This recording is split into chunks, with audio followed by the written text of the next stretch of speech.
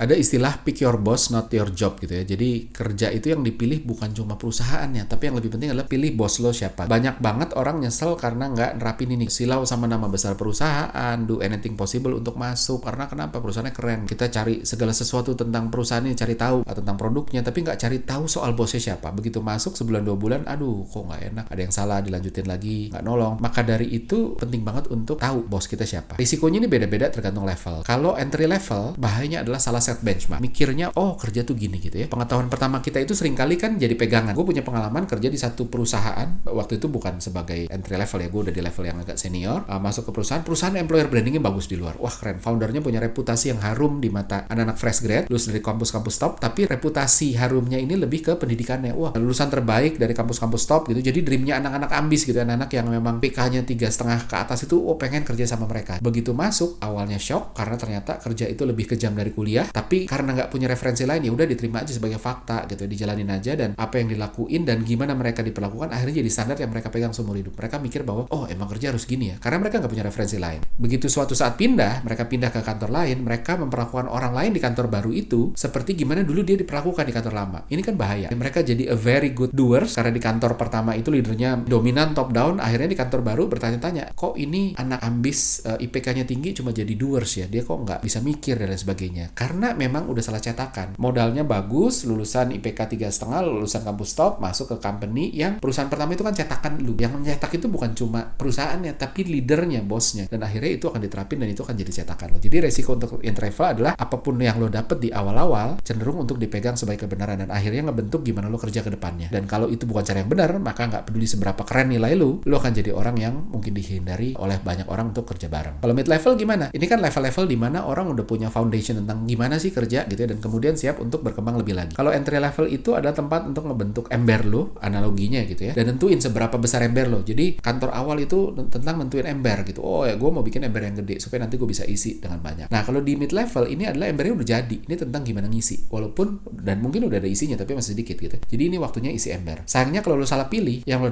dapet bukannya ember. Jangankan air di ember lo bertambah gitu ya. Bisa-bisa air di ember lo malah berkurang atau bahkan ember lo rusak. Apa yang udah lo pelajari di tempat lama yang sebenarnya oke, akhirnya jadi rusak. Lo kebingungan mana yang bener sih gitu. Dulu kan gue belajarnya gitu kok sekarang begini ya. Dulu di kantor lama gitu kok sekarang gini ya. Jadi bukan cuma itu, periode-periode ini adalah periode di mana orang baiknya ngebut. Gue percaya bahwa umur dan jabatan itu nyambung gitu ya. Maksudnya kalau lu udah kerja 10 tahun tapi lu nggak naik-naik jadi manajer, itu kayak pintu untuk naik udah mengecil untuk bisa jadi manajer. Karena bos lo yang baru nanti akan mikir, ini orang pengalamannya udah lama tapi kok nggak naik-naik ya, kok nggak jadi manajer ya. Pasti ada yang salah sama dia sampai dia nggak dipromot, dan akhirnya orang jadi males promote dia gitu. Orang jadi malas ngambil dia semanajer gitu, karena akhirnya balik lagi orang kan shortcut ya, dan bukan berarti nggak bisa, tapi banyak yang mulai khawatir, banyak yang bertanya-tanya. Nah ketika lu salah pilih bos, bukan cuma lu nggak dipromot, tapi lu juga jadi nggak belajar, malah bingung atas apa yang lu udah pelajarin, karena di periode ini lu udah tahu sebagian tapi belum ajak banget, jadi lu masih bisa goyang gitu, dan akhirnya apa yang lu udah pelajarin tadi jadi buyar, dan akhirnya bingung yang mana nih yang harus gue pegang. Dan yang paling bahaya adalah lu jadi buang waktu. Ini waktunya lu untuk mulai ngebut naik tangga gitu, tapi terus akhirnya jadi muter-muter di situ-situ aja, karena terus akhirnya lu bingung. Nah gimana dengan yang udah pengalaman, yang udah experience banget gitu, yang mungkin pengalaman udah di atas 10 tahun. Secara pengetahuan seharusnya level ini relatif lebih aman. Mau kerja sama bos kayak apapun gue udah tahu harus gimana gitu. Jangan-jangan bahkan dia lebih ngerti dari bosnya. Mereka datang ke sebuah perusahaan dengan pemahaman yang ajak tentang gimana lo harus kerja dan kenapa harus begitu. Bahkan ketika cara bos baru lo beda, lo pun gak akan sebingung yang lain. Oh dia mau ambil angle dari sana. Masalahnya adalah ketika lo stay lama di sana dan apa yang lo tahu dan lo lakuin dan yakinin belasan puluhan tahun yang lalu tiba-tiba gak didengar. Lo kan berangkat masuk ke company baru yang bosnya nggak oke ini gitu ya, dengan satu keyakinan, dengan satu pengetahuan yang bekal yang lo bawa gitu, tapi gitu masuk sini nggak didengerin. Yang pertama risikonya adalah lo bisa kena imposter syndrome gitu. Imposter syndrome nih apa sih? Masa dimana lo mempertanyakan kemampuan lo dan segala yang lo udah tahu sebelumnya gitu kan. Wah gue tahu, terus begitu sini kok gue nggak pernah denger ya, jangan-jangan yang selama ini gue tahu juga jadi salah ya. Imposter ini nggak harus di yang experience, yang tengah lebih kena lagi, tapi yang atas itu kenapa bisa terjadi? Karena ada istilah namanya kan Dunning-Kruger effect ya. Dunning-Kruger effect ini kan adalah kecenderungan orang yang masih baru tahu sedikit ilmu, confidence-nya tinggi sekali, tapi begitu dia ilmunya makin banyak, dia makin turun. Kenapa Dunning-Kruger effect di konteks ini lebih berbahaya buat yang experience? Karena confidence-nya turun. Kenapa? Karena orang-orang yang experience, dia udah berpengalaman juga nemuin hal baru. Jadi confidence atau fanatisme terhadap apa yang diyakini pun turun. Sehingga ketika dia turun, terus ketemu hal baru, dia masuk satu company dengan sebenarnya gue udah tahu nih apa yang gue lakuin, tapi karena dia tipikalnya terbuka, efek dari Dunning-Kruger effect itu, akhirnya dia jadi begitu ada hal yang baru, terus dia bertanya-tanya, kok ide gue gak ada yang terima ya? Kok pikiran gue nggak ada yang diterima ya, kok malah dia terus gitu yang ini, dan jangan-jangan yang selama ini gue tahu terus habis itu jadi salah gitu. Dan itu terjadi dalam beberapa kesempatan gue nemuin banyak orang yang seperti itu gitu ya. Risiko yang kedua buat yang experience adalah lebih ke personal branding. Orang-orang di level yang experience ini kan seharusnya udah nggak diragukan lagi sepak terjangnya, di mana-mana perform dan punya legacy. Begitu masuk perusahaan di mana leadernya nggak menyediakan space untuk dia perform gitu ya, nggak didengar, top down dan sebagainya, maka dia gagal perform. Dan resikonya orang akan ngelihat, aduh si bapak yang satu ini kan jago ya, tapi kok di sana kok nggak kedengeran ya, jangan-jangan dia nggak oke ya. Terus akhirnya personal brandingnya yang jadi resiko. Atau lebih parah lagi, kalau cuma nggak kedengeran masih relatif aman, bahkan ngelakuin sesuatu yang jelek padahal itu bukan idenya dia, itu ide bosnya dia yang maksain, udah lo jalan aja begini gitu ya. Jadi resiko untuk personal branding dan reputasi yang udah terbangun itu juga cukup besar, dan itu bahaya banget. Kenapa ini soal milih bos, bukan soal milih perusahaan? Kan perusahaan yang rusak, enggak. Semua orang tadi itu kan harusnya bukan soal bos, tapi soal perusahaan. Mungkin ada yang berpikir gitu ya. Nah, analoginya adalah kalau kita tadi ngomongin bos, ini ngomongin bis gitu ya. Jangan salah pilih supirnya gitu ya. Kalau kita salah pilih bis, tapi bisnya bagus, tapi supirnya jelek, maka akhirnya ya kelar. Jadi orang luar menilai perusahaan karena itu yang kelihatan di luar gitu ya. Oh, perusahaannya bagus. Sama kayak orang lihat bis. Oh, ugal-ugalan nih bis ini dan segala macam. Yang jalan itu kan sebenarnya supirnya. Sama kayak perusahaan. Yang jalan itu leadernya. Jadi segala gerak-gerik perusahaan itu tergantung sama leadernya. Termasuk gimana lo bisa perform dan berkembang itu tergantung sama bosnya. Bos yang nentuin culture, dan culture ini nentuin kita bisa apa enggak untuk perform di sini. Suka nggak suka, kebanyakan orang bisa perform bagus di tempat yang environmentnya tepat. Padi tumbuh subur di tanah yang memang subur. Cuma orang lihat, oh padi di sana tuh bagus-bagus. Orang nggak lihat bahwa yang bikin dia subur itu kan bukan cuma padinya, tapi pupuknya bagus, tanahnya juga bagus, dan petaninya itu mengkondisikan ini segala sesuatu. Jadi perusahaan juga sama. Leader nentuin gimana environment dan cara kerja yang menentukan kita bisa perform apa enggak. Jadi bukan masalah perusahaan, tapi masalah orangnya. Dan kalau dia yang bilang, wah kalau orang bagus mah lo bisa di mana aja. Nah, balik lagi bertanya, tumbuhan apa sih yang bisa tumbuh di mana-mana aja dengan subur? Cuma lumut gitu. Lo mau jadi lumut, nggak ada gunanya gitu kan, nggak banyak gunanya gitu. Tapi kalau tumbuhan-tumbuhan yang bagus, dia punya spesifik. Oh, gue cuma bisa tumbuh di daerah dingin. Gue cuma bisa tumbuh di daerah panas atau apapun itu gitu ya. Jadi memang spesifik skill itu butuh spesifik treatment gitu. Ya walaupun bagus sekali kalau kita bisa di mana aja gitu ya, tapi sedikit sekali yang bisa begitu, dan it's okay untuk tidak kecil hati ketika aduh gue nggak cocok sama ini. Nah, tapi itu habis itu ada orang lagi mikir, oh tapi kan perusahaan yang bagus itu kan juga karena reputasi leadernya. Perusahaan nggak akan bagus kalau leadernya nggak bagus. Betul. Jadi harusnya perusahaan bagus, leadernya juga bagus dong. Betul. Masalahnya reputasi itu dibentuk puluhan atau bahkan ratusan tahun sebelumnya, di mana yang bentuk ada leader yang dulu yang mungkin emang bagus. Tapi perusahaan juga bisa salah. Dia bisa aja terus habis itu sekarang leadernya nggak bagus sehingga terus habis itu jadi nggak oke gitu. Jadi in general boleh, tapi masih tetap harus hati-hati. Maksudnya boleh tuh ngelihat perusahaannya. Leader pun harus punya spesialisasi. Leader yang jago gedein perusahaan dari 0 ke 1 itu belum tentu bisa ngejalanin perusahaan dari 1 ke 10 atau 10 ke 100 dan selanjutnya. Ini bukan cuma sekedar perusahaan, tapi juga gimana orang kerja. Kasus nyata banyak orang-orang dari big corporation masuk ke startup dalam 5-10 tahun terakhir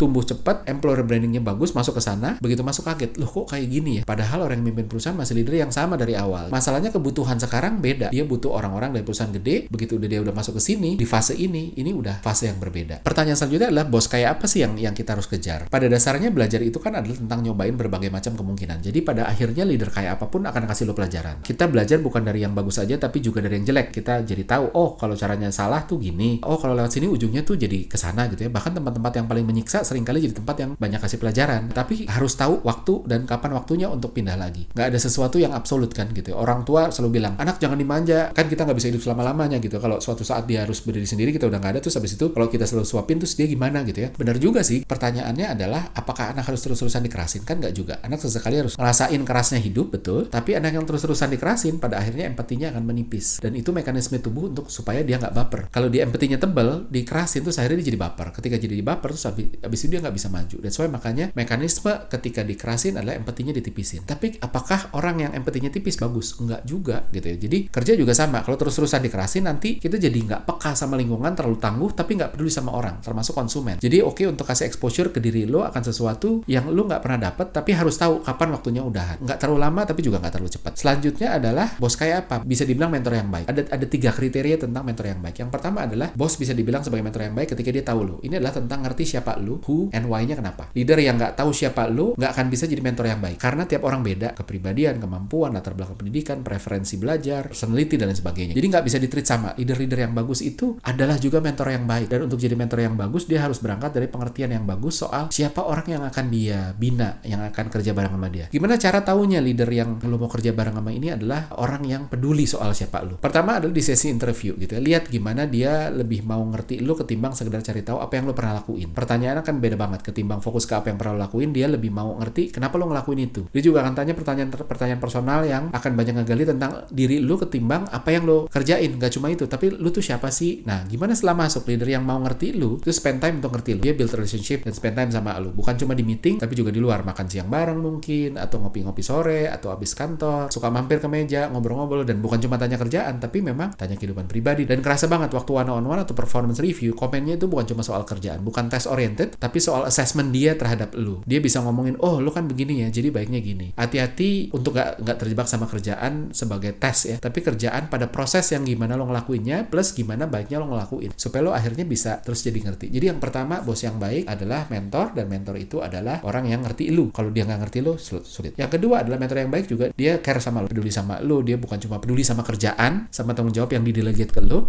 tapi dia juga peduli sama lu dari sisi mental health, load kerjaan, tapi juga bagaimana lu berprogres gitu ya. Gimana caranya supaya ini anak nih naik terus secara kemampuan, secara jabatan, penghasilan dan sebagainya. Leader-leader kayak gini selalu encourage lu untuk berkembang. Nggak melulu soal ambil kerjaan lebih susah, sekedar ngedorong untuk lebih berani bersuara di meeting, ngedorong supaya berani present di depan bos-bos, atau ngedorong lu untuk nemuin cara yang baru yang dia belum tahu atau lo belum tahu. Mereka juga akan encourage lu untuk ikut berbagai learning opportunity. Lebih jauh lagi, mereka bahkan yuk kita bikin sesi internal training, internal sharing session, mungkin nggak harus dengan pembicara terkenal, bahkan internal aja kita sharing, diskusi dan sebagainya. Nah, leader ideal tipe ini juga adalah orang-orang yang mau ngedorong lo untuk ngambil responsibility yang lebih gede, bahkan walaupun dia tahu resikonya, bahwa lo nggak akan langsung berhasil, tahu bahwa lo akan gagal, tapi akan terus dikasih lagi dan nggak kapok, karena dia tahu bahwa lo perlu belajar dengan cara gagal dan terus nyoba. Sebaliknya, leader yang ketika timnya gagal terus kapok dan nggak mau kasih kesempatan lagi, justru ngebuktiin bahwa dia cuma peduli sama kerjaan, tapi dia nggak peduli sama timnya. Bener bahwa leader dan perusahaan yang bagus juga ngerti bahwa penting banget untuk mastiin knowledge transfer dan capability delegation ya. Perusahaan kan nggak bisa bergantung terus-terusan sama 1-2 orang leader, makanya dia harus ngebentuk itu tadi. Walaupun yang bilang bahwa ya ini kan kantor bukan sekolah, jadi tugasnya kantor adalah bikin get things dan bukan get people to learn, kan bukan masalah itu. Nah, jadi yang harus lo hindari yang kayak begitu, karena suka nggak suka kita butuh regenerasi dan butuh delegate, dan kalau kita nggak bikin orang di bawah kita untuk perform, untuk bisa lebih improve, akhirnya susah. Yang lo harus hindari adalah leader yang nggak tertarik ngerti lu, cuma tertarik kerjaan yang dia kasih dan udah beres apa belum. Komponen ketiga dari leader yang juga oke, ngerti. Ini nggak boleh lewat. Leader yang baik juga ngerti harus gimana. Mereka adalah subject matter expert yang punya sesuatu untuk ditularin ke lu. Ibarat supir bis, mereka adalah orang yang tahu jalan ke tujuan, entah emang udah pernah ke tujuan atau sekedar punya kemampuan yang dibutuhin untuk bawa ke tujuan. Sulit untuk bisa bantu lu berkembang kalau mereka aja nggak tahu harus kemana. Ini adalah tentang tahu what-nya yang harus dilakuin dan how-nya. Who sama why-nya tadi di pertama, what sama how-nya di sini gitu ya. Banyak orang yang salah kaprah ketika lagi explore untuk pindah ke satu perusahaan yang cuma dilihat ini. Wajar karena memang ini yang paling kelihatan untuk seseorang bisa perform. Maka dari itu, lihat apakah leadernya punya kemampuan ini apa enggak, itu relatif gampang. Termasuk cerita soal perusahaan yang leadernya itu idaman banyak orang di awal tadi gitu ya. Ini masuk ke bagian ini gitu. Dia tahu harus gimana dan sebagainya. Tapi kalau nggak punya yang dua di atas, repot. Nah, kombinasi ini penting banget. Leader yang cuma tahu lu tapi nggak care dan nggak tahu harus gimana, akhirnya cuma jadi teman curhat. Kok nggak kayak leader ya, kayak lebih kayak teman ngobrol ya. Dia tahu gue nyaman gitu ya buat curhat, tapi terus habis itu dia nggak care sama gue dan dia nggak punya capability. Sementara leader yang care doang tapi nggak tahu, akhirnya jadi kayak HR yang empathetic banget gitu ya. Jadi peduli sama lo kayak HR gitu ya, ngedorong-dorong untuk maju gitu, tapi nggak tahu caranya gimana. Nggak tahu ya, banyak HR juga yang tahu. Bahkan caranya nggak relevan sama lo karena nggak tahu situasi lo dan nggak punya expertise-nya. Tapi sebaliknya, leader yang cuma tahu gimana tapi nggak tahu lo dan nggak care, akhirnya cuma jadi test oriented bos. Dia tahu, dia cuma peduli sama kerjaan, tes, get things done, itu pun dengan caranya dia, karena dia nggak tahu gimana modify cara itu dari perspektif lo, dari konteks lo yang berbeda. Bisa aja pengetahuan lo masih di bawah dia sehingga caranya nggak jalan ketika lo jalanin. Dia juga nggak care untuk dorong lo, dia cuma care sama achievementnya dia, dan itu bahaya. So, indikatornya gimana untuk lo ngeliat bahwa ini bos gue, ini bos yang oke apa enggak? Lo bisa tahu bahwa ini leader yang oke ketika satu, excited. Lo excited kalau meeting sama dia. Kayak setiap meeting itu lo dapat sesuatu yang baru, baik secara general maupun specifically untuk lo. Saran-saran bukan cuma make sense, tapi bahkan make sense untuk konteks lo yang berbeda dari konteksnya dia. Lo nggak akan ketakutan untuk ketemu atau present ke dia, bahkan untuk hal-hal yang lo belum ngerti benar. Karena lo akan lihat di sini sebagai kesempatan untuk belajar. Lihat di mana lo udah oke dan mana yang belum. Dia akan kasih feedback, area of improvement dan lain sebagainya. Yang kedua adalah Sunday night syndrome. Lo nggak akan gelisah atau moody di minggu malam, sebaliknya lo malah excited untuk kerja. Aduh, besok Senin nih, gue mau kerja, wah gue semangat. Yang ketiga adalah lo progressing. Lo lihat diri lo lebih baik dari sebelumnya. Banyak hal baru yang tadinya lo nggak tahu sekarang jadi tahu. Dan bukan cuma sekedar nggak tahu, tapi lo bisa ngejelasin ke orang. Tahu aja nggak cukup ya, karena ngikutin aja juga bikin lo tahu gitu ya. Tapi ngerti itu lebih dari tahu. Lo bisa jelasin kenapa dan gimana, dan lo bisa ngajarin ke orang lain. Lo malu juga lihat kerjaan lo yang dulu gitu, karena aduh kok kerjaan gue gitu. Itu sebenarnya sebuah bukti nyata bahwa lo progressing, karena lo udah mulai ngeliat bahwa lo yang dulu tuh nggak sebagus sekarang, dan lo nggak takut untuk jadi diri sendiri. Lo nggak ngerasa perlu jadi orang lain. lain, lo bisa jadi diri sendiri, tapi bukan dalam arti diri lo yang lama, tapi diri lo yang sendiri yang lebih berkembang. Artinya lo masih nyaman bertingkah laku senyaman mungkin tanpa diminta. Dan terakhir adalah lo tahu bahwa leader lo bukan leader seperti yang kita bahas tadi, ketika lo unexcited gitu, lo nggak excited ketemu dia, lo takut weekly meeting, takut dan sebagainya, punya mental health issue dan sebagainya. Terus lo bakal moody pas minggu malam, lo nggak ngerasa lebih pintar dan lo nggak nyaman jadi diri lo sendiri.